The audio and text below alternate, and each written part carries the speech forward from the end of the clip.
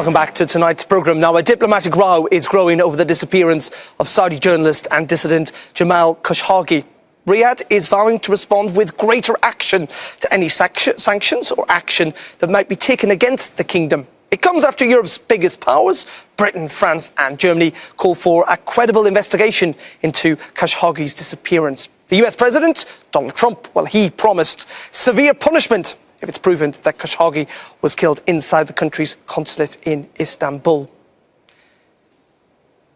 As I say, this story's been going on for, nearly 3 weeks now.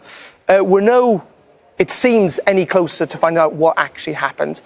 Maeve, just first of all, where are we at in terms of the actual investigation into trying to discover what happened and who may have been behind it?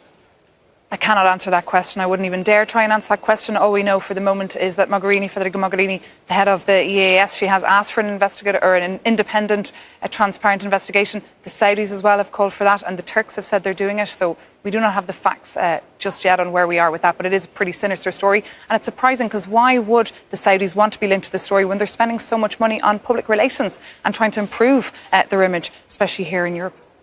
Now, also joining us on the sofa is Claude Morris, who's back again, British MEP. And also joining us is Ernest Sagaga. He's the head of Human Rights and Safety with the International Federation of Journalists. We're going to hear from the Commission in just a second. But Ernest, let me come to you and talk about kind of the reaction to this, because as Maeve was pointing out, we don't really know what has happened, but we've heard an awful lot of strong words uttered.